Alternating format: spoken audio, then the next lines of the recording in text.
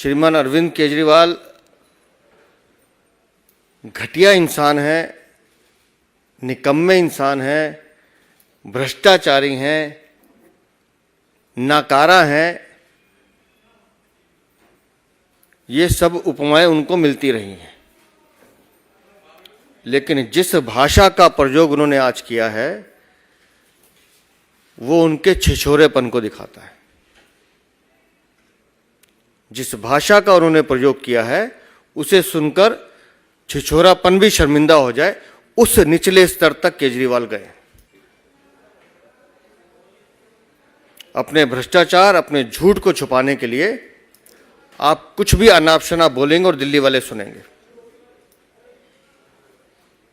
उन्होंने कहा कि मेरे पास 100 मनीष सिसोदिया और 100 सत्येंद्र जैन हैं, तो इसका मतलब भ्रष्टाचार की गंगा पूरी पार्टी में बह रही है। एक सत्येंद्र जैन जिसने पूरी दिल्ली को लूटा, एक मनीष सिसोदिया जिसने पूरे शराब के नशे के साथ साथ पूरी एक युवा पीढ़ी को नशे में धकेलने के साथ साथ करोड़ों रुपए का घोटाला किया, दोनों जेल में है। अगर ये दो कम पड़ रहे हों तो अरविंद केजरीवाल के पास ऐसे 100 सत्येंद्र जैन और 100 मनीष सिसोदिया हैं। तो इन भ्रष्टाचारियों की पार्टी से आप उम्मीद भी क्या कर सकते हैं?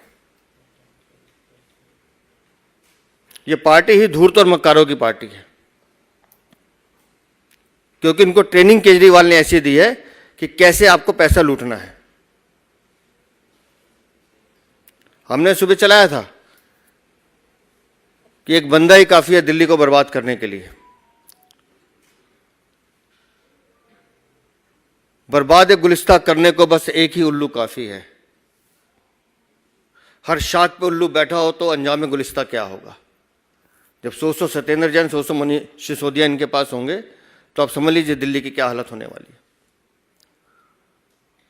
और कई बार तो मुझे इनकी परवरिश पर भी तरस आता है कि किस तरह के संस्कारों में ये पले बड़े होंगे। एक बिगड़े हुए नवाब की तरह आप व्यवहार कर रहे हैं। आपसे अगर रामलीला मैदान में भीड़ इकट्ठी नहीं की गई तो आप उसका गुस्सा कहीं भी उतारेंगे। इनका सिर्फ एक ही ध्येय है कि दिल्ली को कैसे लूटना है। सेवा तो सिर्फ बहाना है, असली काम तो मेवा खाना है।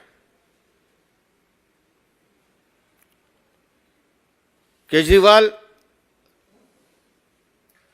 जिन बच्चों के सर पर हाथ रख के कसम खाते थे कि मैं सरकारी गाड़ी नहीं लूंगा, सरकारी बंगला नहीं लूंगा, सरकारी सुविधाएं नहीं लूंगा, मुझे आज उम्मीद थी कि वो आज रामलीला मैदान में अपने दोनों बच्चों को लेकर आते और उनके सर पर हाथ रख के कहते कि हाँ, ये 52 करोड़ रुपए कहाँ से आए मैं आज बताऊंगा। ये 8 लाख का पर्दा या 6 करोड़ का इजरायली वो वियतनामी पत्थर, 15-15 बाथरूम, उस बाथरूम में लगने वाले 4-4 लाख के पॉट, उन बच्चों के सर पे हाथ रख के कसम खा के बताते ना दिल्ली की जनता को। आज जो पैसे दे के आपने लोग बुलाए थे उनके सामने बताते कि क्यों हमने गली गली में गुरुद्वारे, मंदिर, मस्जिद, स्कूल कुछ नहीं छोड़ा शराब की दुकानें खोलने के लिए। बच्चों के सर पे हाथ रख के कसम खा के बताते कि ब्लैक लिस्टेड कंपनियों को 144 करोड़ रुपए हमने क्यों माफ किए, क्यों शराब पीने की उम्र हमने घटा दी, शराब पीने का समय बढ़ा दिया। ये सब बातें आज दिल्ली की जनता उनसे पूछ रही थी, लेकिन अरविंद केजरीवाल ने अपनी छिछोरी भाषा में, छिछोरे अंदाज में इन सारे मुद्दों से भागने का काम किया। और आज दिल्ली की जनता ने उनकी सच्चाई देख ली कि अब ये आम आदमी नहीं है, ये भ्रष्टाचारी, करप्ट, धूर्त, मक्कार आदमी है जिसका सिर्फ एक ही शगुल है, कैसे पैसे कमाना है, कैसे दिल्ली की जनता को लूटना है। और दिल्ली भारतीय जनता पार्टी का ये संकल्प है कि हम इसके हर भ्रष्टाचार को उजागर भी करेंगे और इसको उस अंजाम तक लेके जाएंगे जहां इसके दोनों साथी हैं। आज जब रामलीला मैदान में राजा साहब पहुंचे 174 करोड़ के घर से निकल के लगभग 10 से 12 करोड़ की गाड़ियों के काफिले के साथ, तो मैं ये सोच रहा था कि इस रामलीला मैदान को 1-2 दिन बाद थोड़ा सा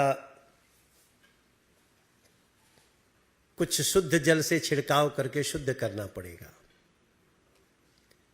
क्यों?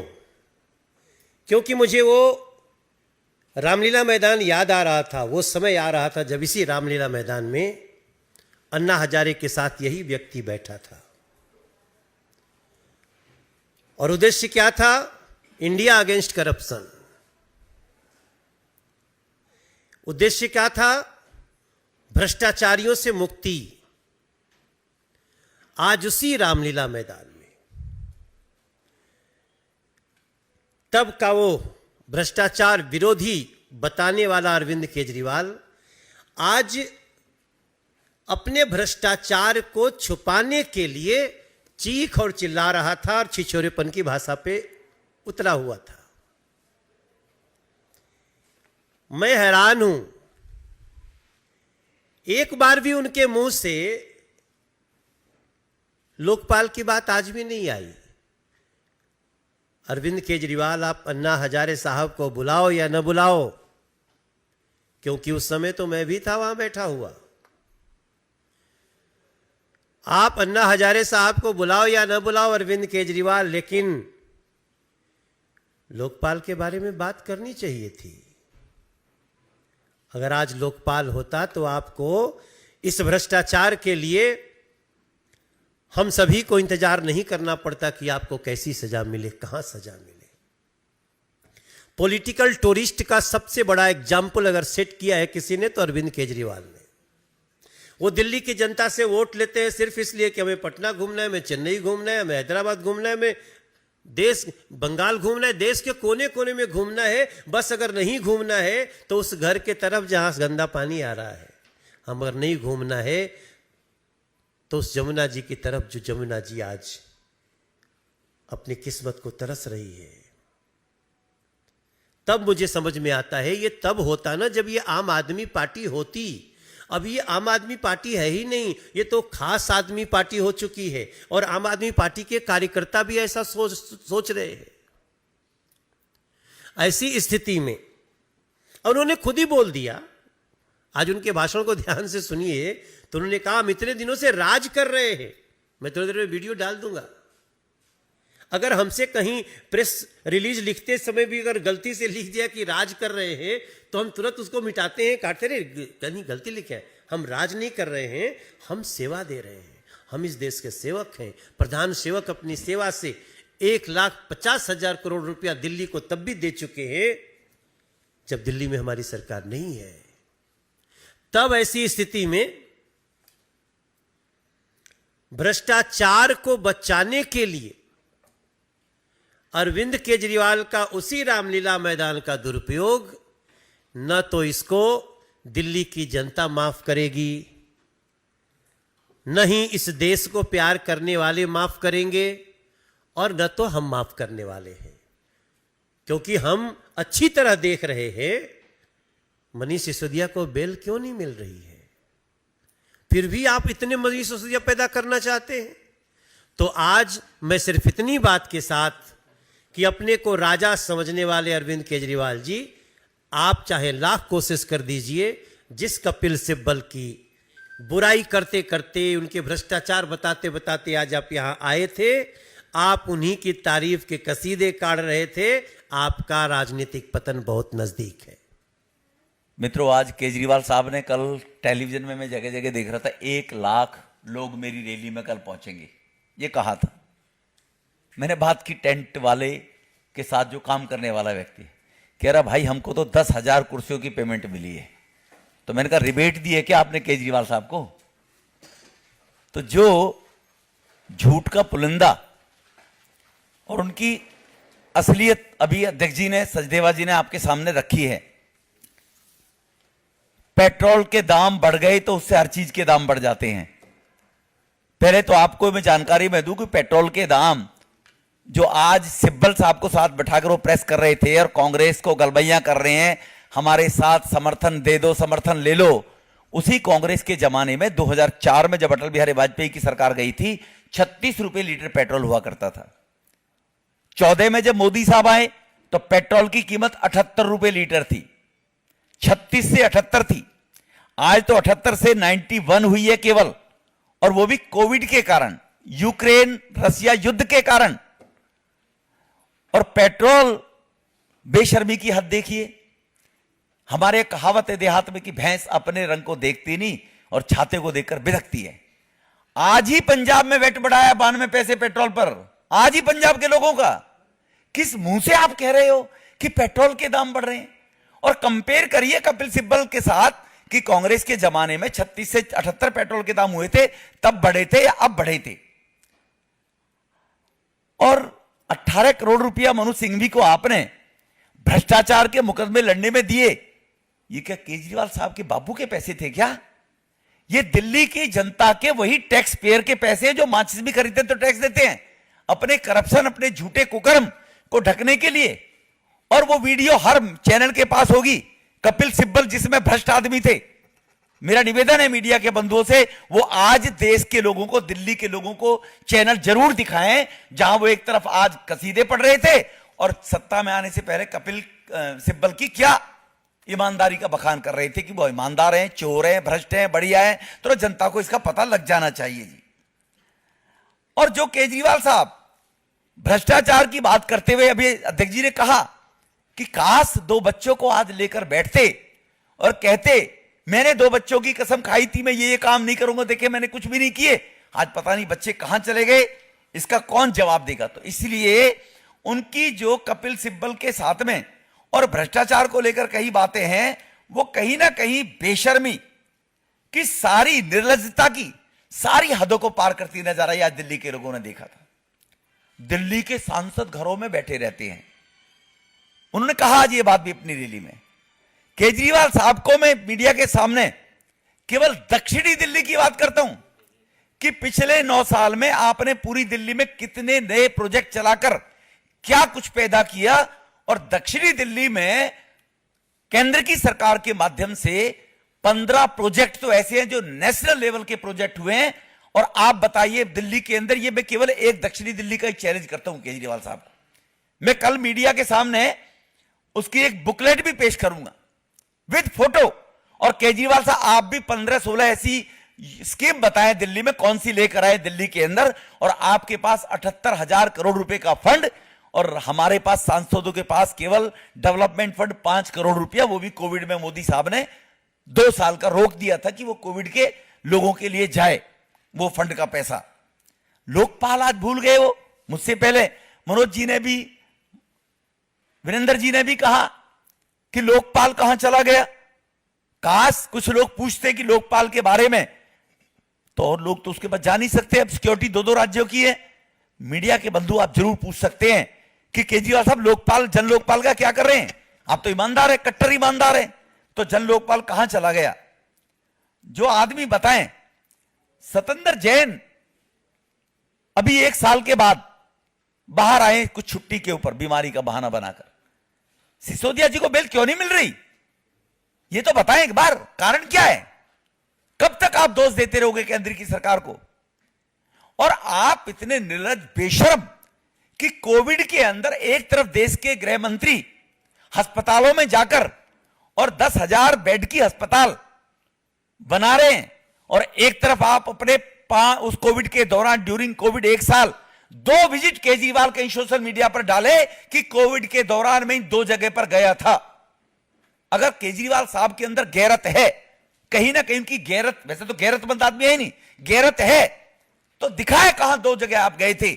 आपका तो शीश महल बन रहा था 45 करोड़ की लागत से, 20 के अंदर, 19 के अंदर, जहां भी बताया अध्यक्ष जी ने, सचदेवा जी ने, कि 6 करोड़ का पत्थर, 4 लाख की पॉट, 86 लाख के पर्दे, 2.5 करोड़ की खुल जा सिम, 1 ताली बजेगी लाइट बंद खुल जाएगी, और 2 ताली बजेगी लाइट बंद हो जाएगी, उनको छू भी नहीं पाएंगे। दरवाजे एयरपोर्ट की तर्ज पर, गरीब लोग तो जाते नहीं झुग्गी झोपड़ी के एयरपोर्ट पे, उनको तो जानकारी नहीं है कि आपके कदम 2 आगे पड़ेंगे आपके गेट खुल जाएंगे। तो आपका शीश महल बन रहा था और कोविड में दिल्ली करा रही थी, गृह मंत्री जी को दिल्ली में उतरना पड़ा। इसका भी कोई जवाब दे देते कि खांसी की वजह से नहीं आए, किसकी वजह से नहीं आए।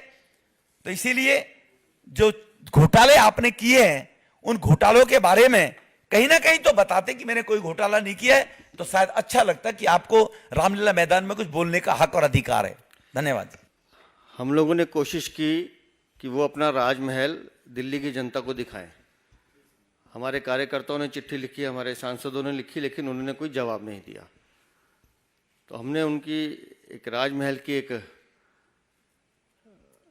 पूरा एक मॉडल बनाकर आज लॉन्च किया है और उसको हम 70 विधानसभाओं में लेके जाके दिल्ली की जनता को दिखा रहे हैं कि देखिए इस राजमहल में क्या क्या सुविधाएं हैं, कैसे स्विमिंग पूल है, कहाँ दिल्ली के राजा उसमें विचरण करते हैं, कहाँ कहाँ पेड़ काटे हैं वो भी दिखाए हैं, और कैसे करोड़ों रुपए की गाड़ियाँ भी खड़ी हैं, कितने कमरे हैं। तो ये राजमहल जो अरविंद केजरीवाल ने दिल्ली की जनता की गाड़ी कमाई से लूट के बनाया है, ये राजमहल दिल्ली की जनता के दरवाजे तक ले जाने का काम हम लोग करेंगे। मैंने अपना उद्बोधन ही इसी बात से किया था कि जिस छिछोरी भाषा का आज उल्लेख किया गया है वो छिछोरापन भी उससे शर्माता है, और अरविंद केजरीवाल ने आज ये दिखाया है कि उनकी परवरिश किस संस्कारों में हुई है। इस तरहहीन आदमी हैं वो।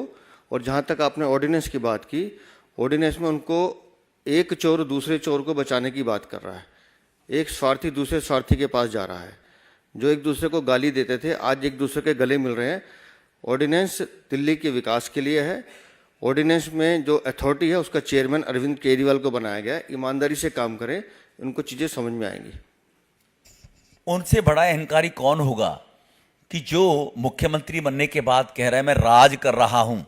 जो आदमी कहता था मैं तुम्हारा बेटा हूं, वो कह रहा है मैं राज कर रहा हूं। और जो आदमी आज अगर तंज कस रहा है कहीं भी किसी के बारे में भी, अपनी गिरबान में झांके, वो भी एक क्लिप निकाले मेरे मीडिया के बंधुओं से। अरविंद केजरीवाल तो क्या उनके खानदान में कोई कमिश्नर नहीं रहा इनकम टैक्स का, वो भी एडिशनल कमिश्नर रहा है, कमिश्नर नहीं रहा। और दिल्ली की जनता को उसने अपने आप को कमिश्नर बताया था, कमिश्नर। और वो बताया उनके खानदान में कौन कमिश्नर रहा, गलती से ना क्या बैठा हो। अपनी गिरबान में भी अरविंद केजरीवाल झांके जरा, ठीक है ना जी। कोविड में किसने काम किया है ये हम सब भी जानते हैं, दिल्ली और देश की जनता जानती है, साथ साथ विदेश की जनता भी जानती है। जब एक राष्ट्रीय अध्यक्ष पैर छूके माननीय प्रधानमंत्री का सम्मान कर रहा है तो वो उस कोविड का भी सम्मान कर रहा है जो प्रधानमंत्री ने हर देश में फ्री पहुंचाई। जब एक राष्ट्रीय अध्यक्ष मोदी जी को मोदी इज़ द बॉस कह रहा है तो वो उस कोविड और कोविन का सम्मान कर रहा है जो प्रधानमंत्री ने देशों को सहायता दी। वो अमेरिका का राष्ट्रपति जो कहता है कि प्रधानमंत्री जी मुझे आपका ऑटोग्राफ चाहिए, उन सब ने देखा है कि उस संकट काल में भारत ने कैसे अपने साथ साथ अपने नागरिकों को तो बचाया ही, विश्व के लोगों को भी बचाने का काम किया है। इसलिए अरविंद केजरीवाल, फिर मैं कह रहा हूँ, अपने स्तर से गिर के बात कर रहे हैं, उन्हें इन सब बातों पे ध्यान देना चाहिए। आप मुझे कोई एक राज्य बताइए जहाँ चीफ सेक्रेटरी को बुला के कमरे में थप्पड़ मारा जाता हो। आप मुझे कोई एक राज्य बताइए जहाँ महिला अधिकारी को कमरे में बुला के प्रताड़ित किया जाता हो। आप मुझे कोई एक राज्य बताइए जहाँ रात के 2-3 बजे फाइलें चोरी की जाती हों। अगर आप पूरे सिस्टम को काला करने की कोशिश करेंगे, डराने की कोशिश करेंगे, तो न्यायालय की टिप्पणी थी कि कानून की स्पष्टता के लिए अध्यादेश लाया जा सकता है। तो कानून की स्पष्टता आ गई, अथॉरिटी बना दी गई, अरविंद केजरीवाल उसके चेयरमैन है, उस अथॉरिटी के रूप में काम करें। कंपेयर तो जनता ने और मीडिया ने करना है। वो लाए रिपोर्ट देना, प्रोजेक्ट रिपोर्ट कोई दे। दिल्ली में मैंने ये नए प्रोजेक्ट लागू किए पिछले 8 साल में जो पहले दिल्ली में कभी थे ही नहीं, ये मैंने दिल्ली में लागू किया है। 500 स्कूल कहाँ हैं उसके? आई एम सॉरी, ये मीडिया को पूछना चाहिए 500 स्कूल कहाँ हैं, 20 कॉलेज कहाँ हैं, फ्री वाईफाई दिल्ली के लोगों का कहाँ है, यमुना साहब कहाँ है? ये जो उसने खुद बोला था ये उससे पूछ ले कोई। ये दिल्ली की जनता जानती है सब कुछ कि वो 5 प्रोजेक्ट तो बताए। मैं बता रहा हूं, देखो आप, माफी चाहूंगा अध्यक्ष जी, मैं बता रहा हूं, देखो आप, कन्वेंशन सेंटर 25,000 करोड़ की लागत से बन रहा है, 5 लोगों को रोजगार मिलेगा 25 सेक्टर के अंदर। मैं बता रहा हूं, दिल्ली के अंदर 40 साल में पहला दिल्ली विश्वविद्यालय का कॉलेज भाटी के अंदर खुल रहा है, मैं बता रहा हूं उसको।